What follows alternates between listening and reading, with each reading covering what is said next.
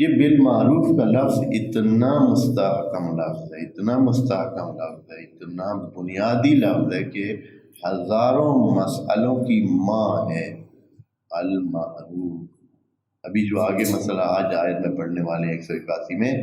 اس میں بھی اس کی وجہ سے ہی ساری بات نکلتی ہے۔ تو یہ معروف طریقے سے کرے۔ معروف طریقہ کیا ہے؟ یہ صرف یہ نہیں کہ بادشاہ کتنا کتنا حصہ بنتا ہے، نہیں، یہ صرف معروف کا معنی یہ نہیں ہے کہ جتنا حصہ بنتا ہے، جو معقول حصہ کی بات نہیں ہے، طریقہ کار بھی معقول اپنائے۔ یعنی وصیت کرنے والے کو چاہیے 5-7 بندے معتبر بندے، یا کم از کم 2 معتبر گواہ بلائے یا اس سے زیادہ لوگوں کو بلائے اور سب کے سامنے اس وصیت کو لکھوائے یا سنوائے، سمجھائے کہ بھائی میں یہ وصیت کر رہا ہوں، اور ایسے بندوں کو لے جو اس قابل ہوں کہ وہ کیا کر سکیں، اس کی وصیت کو نافذ کر سکیں۔ کچھ بندوں کو باقاعدہ انوالو کرے اور کچھ کو ویسے اس کے عام شاہد بنا لے، یعنی ایک معروف طریقے سے یعنی پکے پیڑے طریقے سے، مستحکم طریقے سے، معقول طریقے سے، جو نافذ العمل بھی ہو، جس پر عمل بھی ہو سکے۔ یہ نہیں کہ وصیت کرے اپنے گھر میں جو ہے وہ بیٹھ کر 1-2 بندوں کے سامنے کہہ دے کہ اچھا میری وصیت یہ ہے کہ میرے مال میں سے یہ کیا جائے، وہ کیا جائے، وہ کیا جائے۔ نہیں، صحیح پکے پیڑے اور معروف انداز میں کیا جائے، اس لیے کہ قرآن کے بعد والے احکام بتاتے ہیں کہ یہ معروف کتنا مہم چیز ہے۔ اس کی بنیاد پر آگے اس اگلی آیت میں اب ایک بندہ وصیت کر گیا ہے اس طریقے سے جیسے قرآن نے کہا ہے کہ معروف طریقے سے، یعنی کچھ لوگوں کو بلا کر باقاعدہ ایسے طریقے سے تقسیم کر گیا جس میں کوئی خرابی نہیں ہے، ٹھیک مناسب انداز میں، جن کا ارث بنتا تھا ان کے حصے بتا گیا، جن کا نہیں بنتا تھا اور یہ چاہتا تھا کہ ان کو بھی کچھ ملے، ان کے بارے میں بھی بتا گیا ہے۔ اور سارا سلسلہ چاہے وہ ادھر لکھنے کا نہیں کہا ہے لیکن معروف میں یہ آ جاتا ہے۔ اگر اس کو پتہ ہے کہ لکھے بغیر یہ کام کچا رہے گا تو لکھنا ضروری ہے، تب معروف ہوگا۔ اگر 2 بندوں سے اس کو پتہ ہے کہ 2 بندوں سے کام نہیں چلے گا، 5 بندوں سے کام معروف ہوتا ہے اور صحیح کپیٹا ہوتا ہے، تو 5 بندوں کو حاضر کر کے یہ کام کرے۔ تو اس طرح جو بھی چیز معروف ہے، معقول ہے، مستحکم ہے، یعنی جس پر میں نے کہا نہ کل معروف یعنی جس پر انگلی نہ اٹھائی جا سکے، جس میں کمزوری نہ نکالی جا سکے، وہ جو سب جس کو مانے ہوئے کہ یہ پکا کام ہے، یہ پیڑا کام ہے، یہ ٹھیک کام ہے، وہ معروف ہوتا ہے۔ تو معروف طریقے سے کام کرنا چاہیے۔ اور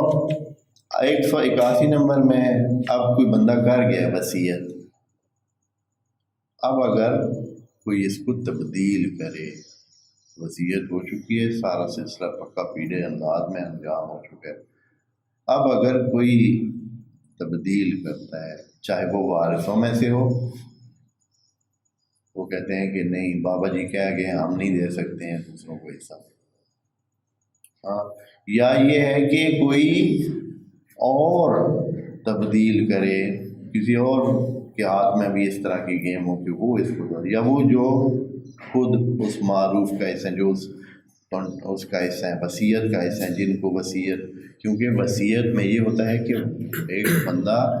موصی ہوتا ہے وصیت کرنے والا، ایک مصبح ہوتا ہے یعنی جو چیزیں جن کے بارے میں وصیت کی جاتی ہے، اور ایک ہوتا ہے مصلح، جن کے فائدے میں وہ وصیت کی جاتی ہے، اور ایک ہوتا ہے وصی، جس کو وصیت کی جاتی ہے۔ کبھی وہ وصی ہوتا ہے اور کبھی وصی نہیں ہوتا ہے۔ وصی ایسا ہوتا ہے جو نافذ وصیت ہوتا ہے، یعنی جس نے نافذ کرنی ہوتی ہے، جس کو بتا گیا ہوتا ہے کہ یہ ان میں سے موسن تو چلا گیا، ایک مصلح ہے اور ایک وصی ہے۔ وسیع میں بھی یہ چیز ہے کہ وہ اس میں تبدیلی کر سکے، یا موصلہ جن کے لیے وصیت کی ہے حصہ بنتا ہے اس کا مثلا 10 اور وہ 20 لے لے، ہاں، یا یہ ہے کہ کسی کا حصہ بنتا ہے اور سرے سے اس کو دیں ہی نہیں، تو یہ جو ہے اس کے لیے خدا کریم فرماتا ہے کہ اگر کوئی ایسا کرے گا تو یہ جو بھی اس تبدیلی میں داخل ہوں گے، جو بھی اس وصیت کے بدلنے میں کردار ادا کریں گے تو وہ گناہ گار ہے اللہ کی نظر میں، اور اللہ پھر گناہ کا تو یقیناً اللہ ان کے لیے اس دنیا میں بھی سزا کی سیٹنگ کر دے گا اور آخرت میں، اس لیے کہ خدا کریم کا جو طریقہ کار ہے قرآن میں بہت واضح اور بار بار بتایا گیا ہے، وہ صرف آخرت کا عذاب نہیں ہے، اس دنیا میں بھی عذاب شروع ہو جاتا ہے۔ وَهُمْ لَا يَشْعُرُونَ، البتہ ہوتا ہے لوگوں کو سمجھ نہیں آ رہی ہوتی کہ یہ ان کے ساتھ کیوں ہو رہا ہے، یہ جو اس طرح ان کے ساتھ ہو رہا ہے برتاؤ، یہ جو زندگی کی تلخیاں ان کی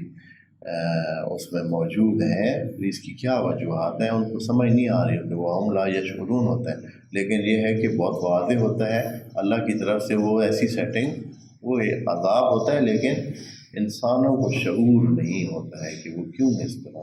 تنگ زندگی کر رہے ہیں، مشکل زندگی کر رہے ہیں۔